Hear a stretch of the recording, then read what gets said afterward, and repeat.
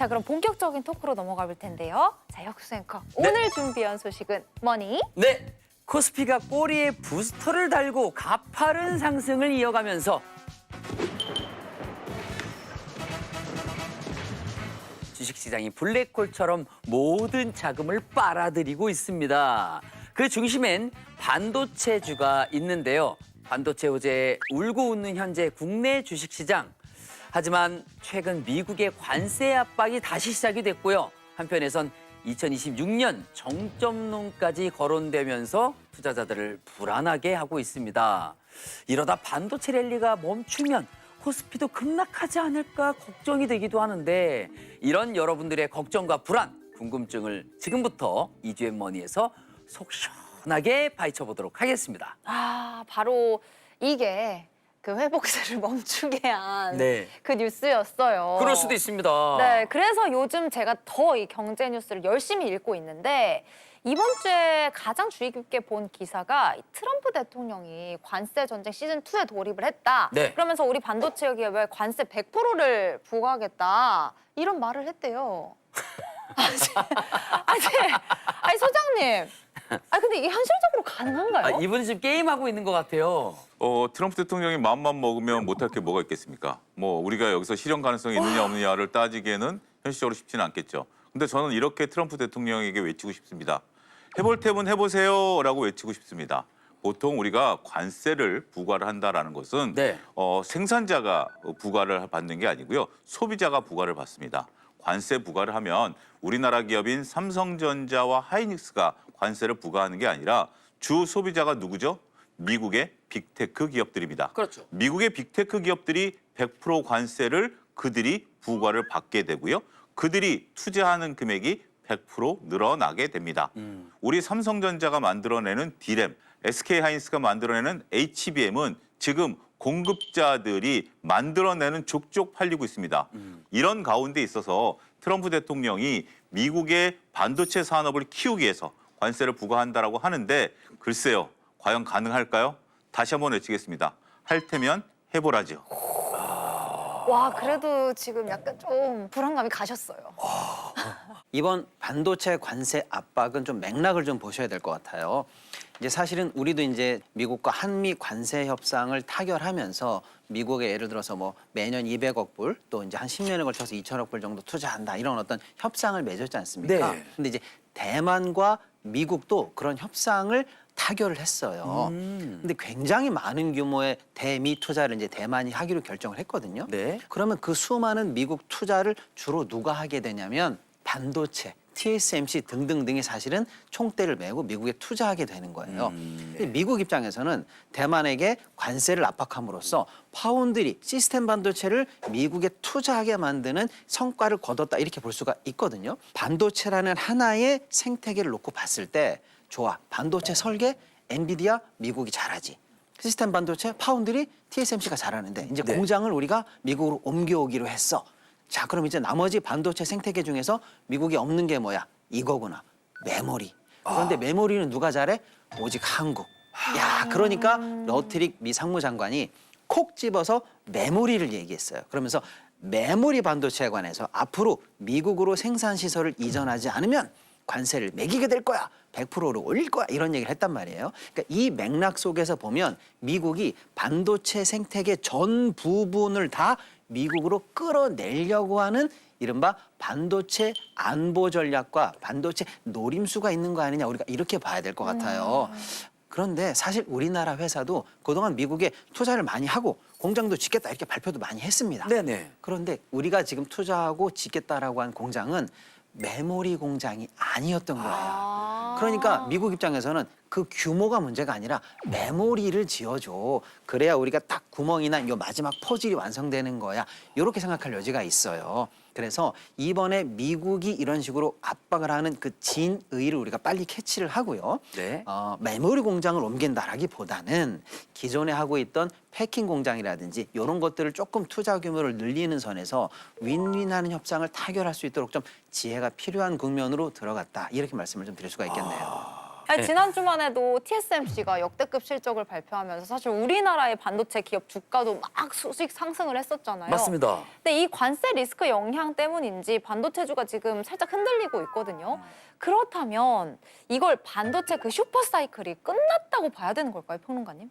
네, 결론 아직 멀었습니다. 오, 예, 아, 이런- 그렇습니까? 예. 다행이네. 지금도 아까 우리 차 소장님께서 말씀 주신 것처럼 우리나라 반도체 생산하는 족족 팔려나가고 있고요. 수요는 충분한데 지금 공급이 그걸 못 따라가고 있는 상황이에요. DDR4라고 하는 우리가 제일 쉽게 쓰는 PC에 들어가는 D램이 있는데요. 네. 1달러 하던 게 1년 만에 9달러예요. 이야. 그런데 이 정도 사실은 이제 반도체 가격의 상승이 끝이 아니라 올해는 여기서 다시 50% 오른다는 전망이 있었는데요. 하루가 지나고 나니까 다시 70, 하루가 지나고 나니까 80 이 정도까지 오른다는 전망이 계속 나가고 있습니다. 지금 그래서 이 부분이 맞춰지기 전까지는 이 슈퍼 사이클은 계속된다라고 볼 수가 있고요. 현재 시장에서 예상하고 있는 슈퍼 사이클은 적어도 2027년은 넘어야 된다. 어떤 분들은 2028년까지도 간다라는 전망이 계속 나오고 있습니다. 네. 이 반도체 관련해서는 슈퍼 사이클의 지속과 그 엔딩 시점을 점점 더 뒤로 미뤄지고 있는 상황이다라고 보셔야 될 것 같아요.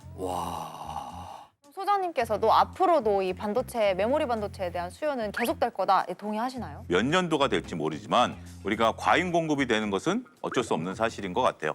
자, 우리가 코로나 때 한번 생각을 해보죠. 코로나가 터지면서 많은 기업들이 서버를 늘렸고 그리고 많은 분들이 또 PC도 바꾸고 했잖아요. 네네. 저도 그때 당시 노트북을 바꿨는데 그러고 나니까 한동안 우리가 PC에 대한 수요, 그다음에 D램에 대한 수요가 사라지면서 삼성전자가 암흑기에 들어갔었던 사례도 우리가 비견한 예로 볼 수 있는 거죠. 네, 네네. 그러한 시대가 AI 쪽에서도 오지 말란 법은 없습니다. 하지만 지금 당장 우리가 D램에 대한 수요라든지 이런 사이클들은 아직까지 우려할 바는 아니다.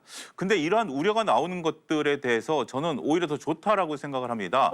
이러한 우려감이 있음으로써 우리가 불필요한 투자를 막을 수 있는 부분들이 있고 투자를 하는 부분에 있어서 더 신중해질 수 있다라는 측면에 있어서 거품을 땡기기보다는 거품을 더 뒤로 미룰 수가 있는 거죠. 그러면서 경기가 선순환하면서 오히려 정상적으로 돌아갈 수 있는 기간을 늘린다라는 점에 있어서는 긍정적으로 볼 수 있겠다라고 설명이 가능하겠습니다. 근데 이런 상황에서 개미 투자자로서 지금 상황을 굉장히 희망적으로 해석을 하고 싶은데 현재 시점에서 반도체 산업, 반도체 주가를 흔들 수 있는 변수 또는 불안 요인은 또 뭐가 있을까요, 평론가님? 한 3가지 정도를 말씀을 드립니다. 네. 하나는 이 사이클이 끝나는 가장 근본적인 원인은 어디서 나오느냐? 결국에는 AI 관련한 투자가 어느 정도 멈춰질 때 나온다라는 거예요. 그런 측면에서 큰 전 세계에 있는 회사들 또 국가들이 이제 대규모 AI 투자를 지금 계속하고 있는데 이게 어느 정도 한계에 다다라서 투자가 줄어들거나 또는 그 투자되는 부분을 감당하지 못하고 쓰러지는 기업들이 나온다라고 하면 이제 AI 정점론, AI 거품론 이런 부분에 대해서 조금 이제 신경을 쓰셔야 될 것 같고요. 이제 두 번째는 반도체가 사이클 산업이다 보니까 이 증산이 되면 사실은 힘든 과정을 예전에 겪어왔어요. 왜냐하면 지금 반도체가 많이 필요하대라고 하면 누구나 다 이제 급하게 구하게 되거든요. 그럼 네네. 이제 물량이 없죠. 그럼 이제 회사들이 더 많이 늘리자라고 해서 공장을 새로 짓고 이렇게 증설을 하게 돼요. 네.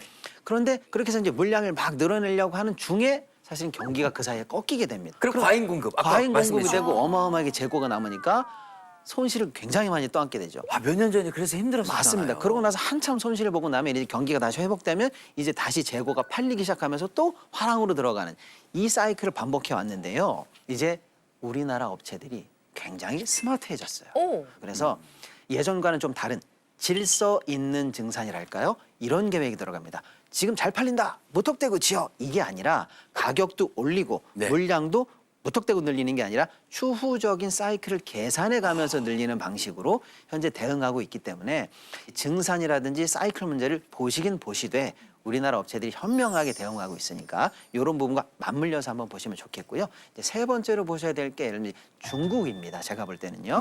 이제 미국이라든지 우리나라라든지 대만이라든지는 반도체 체인 관련해서 이미 사실은 협업 관계가 되어 있는데 이 반도체 밸류 체인과 동떨어져서 지금 급부상할 수도 있는 게 사실은 중국이거든요.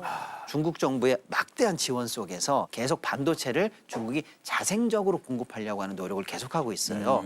그런데 에이, 안 될 거야 라고 할 수도 있지만 지금 반도체 가격이 너무 좋잖아요. 예. 그렇죠. 이렇게 호황이라 가격이 좋으면 그 후발주자들도 조금 팔아도 돈이 좀 많이 되니까 버티면서 이 따라올 만한 기간을 버틸 여력이 생기는 거예요. 기술은 좀 딸리지만 우리도 한번 해보자. 예. 뭐 이런 거군요. 그렇습니다. 그래서 지금 이 시간이 후발주자에게는 여유 타임이 된다라면 나중에 우리가 또 새로운 경쟁자를 맞이할 수도 있다라는 측면에서 이것도 하나의 리스크로 좀 보시긴 보셔야 될 것 같습니다. 와. 근데 말씀해 주신 것처럼 뭐 불안한 요소들도 있고 근데 분명히 좋은 소식도 있거든요. 서학개미들의 사랑을 듬뿍 받는 테슬라가 드디어 AI 칩 설계를 마치고 생산에 들어간다고 합니다. 지난 여름에 이 삼성전자랑 반도체 공급 계약을 체결해서 주가가 확 올라갔던 기억이 있어요. 제가 그 직전에 팔았기 때문에 똑똑하게 기억을 하거든요. 여기서 얼마 안 돼요. 아, 그러면 지금의 상황은 뭐 저랑은 이제 무관하게 되긴 했지만 호재라고 봐야 될까요? 소장님 어떤가요? 그게 이제 그때 당시 이제 공급 계약이지만 이제 실질적으로 삼성전자가 이것을 파운드리 위탁 생산을 이제 하게 될 가능성이 크다라고 볼 수 있겠죠. 보통 이제 TSMC와 삼성전자는 파운드리 공장을 가지고 있습니다. 현재 TSMC 같은 경우는 위탁 생산을 할 수 있는 능력이 안 됩니다. 많은 분들이 여기다 물량을 맡겨놓은 상태이기 네. 때문에 캐파가 안 되고 삼성전자 같은 경우는 좀 여력이 있어요. 그리고 말씀하신 것처럼 계약을 맺었기 때문에 테슬라의 AI 칩을 삼성전자가 위탁 생산할 가능성이 있습니다. 파운드리 부분은 영업이익이 그렇게 크게 나타났던 분야는 아닙니다. 네. 그럼에도 불구하고 삼성전자가 2025년 4분기에 20조 영업이익을 냈는데 이 부분까지 들어가게 된다면 분기 영업이익은 어떻게 될까요? 더 늘어날 수밖에 없겠죠. 네. 이런 부분들이 있기 때문에 삼성전자는 지금 현재도 돈을 벌고 있고 미래에 대한 꿈을 하나씩 더 더해가고 있는 훌륭한 주식이다. 네, 어쨌든 이렇게 반도체적 상승에 힘입어서 코스피 5천 시대가 드디어 왔습니다. 왔습니다. 그러면 이 반도체 랠리가 전 세계적인 현상이라면 미국 같은 해외 주식 반도체 섹터에 투자해도 수익이 나는 겁니까? 반도체는 현재 글로벌리하게 다 호황이기 때문에 오. 미국 쪽 섹터도 사실은 수익이 좀 났어요. 1년 수익률로만 제가 간단히 말씀드리면 우리가 다 알고 있는 대표적인 엔비디아 같은 경우에는 38% 정도 현재 1년간 수익이 나고 있고요. 어이구. TSMC는 60%가 조금 넘고요. 그다음에 브로드컴은 50% 정도 되고 마이크론 테크놀로지 같은 경우에는 1년 대비 수익률이 무려 240%가 넘습니다. 또 이 반도체 회사들을 묶은 ETF 상품도 수익이 높은데요. 미국의 이제 상위 랭킹에 들어있는 반도체 ETF 같은 경우에는 40%대에서 50% 정도의 현재 수익률 상황을 보고 있습니다. 와. 자, 그런데 너무 부럽다라고 할 상황은 아닌 게요. 우리나라 삼성전자 현재 저점 대비 3배 올랐고요. SK하이닉스 역시 마찬가지입니다. 그러니까 우리도 만만치 않아. 오히려 우리가 더 나아 이렇게 보셔도 됩니다. 사실 근데 뭐 SK 하이닉스도 그렇고 삼성전자도 그렇고 되게 많이 올랐잖아요. 그렇군요. 그래서 저는 좀 더 넓게 좀 바라보고 싶거든요, 소장님. 그래서 이 두 가지 앞장서서 코스피를 이끌고 있는 이 반도체주 두 가지 종목 이외에 우리가 또 관심을 가질 만한 어떤 섹터나 종목들이 좀 있을까요? 원래 반도체가 이제 대장주라고 한다라면 삼성전자와 SK하이닉스죠. 그들이 올라가게 되면 그들과 같이 일을 하는 소재, 장비 업체들, 소위 소부장이다라고 하는 기업들이 따라 올라갑니다. 삼성전자와 SK하이닉스가 올해 영업이익을 각각 100조씩 달성할 것으로 예상하고 있습니다. 이야. 네. 그러다 보니까 소부장 업체들에 대한 주문량이 늘어나고 있는 거고요. 그러면 소부장 중에서 어떤 걸 봐야 되느냐라고 보면 후공정과 관련된 소부장 업체들도 같이 관심을 갖는 것이 좋지 않을까 말씀드릴 수가 있겠습니다. 우리가 지금까지 이렇게 디테일하게 공부를 안 했던 겁니다. 소장님 감사합니다. 네, 지금부터 근데 사실 해야 됩니다. 우리 평론가님께서 네. 늘 디테일하게 공부를 시켜주셨거든요. 네네. 근데 저희가 사실 실행을 못하긴 했죠. 못했었어요. 근데 이번에는 저 진짜 이렇게 열심히 공부한 만큼 한번 도전해 보겠습니다. 말도 많고 탈도 많지만 우리 반도체 엔진이 진짜 꺼지지 않고 코스피 6천까지 시원하게 달리기를 바라면서 저도 한번 같이 달려보겠습니다. 자, 코스피 6천까지 달려가야길 바라면서 오늘 유익한 정보 가득 들려주신 차영주 소장님과는 여기서 인사드리겠습니다. 좋은 말씀 감사합니다. 감사합니다.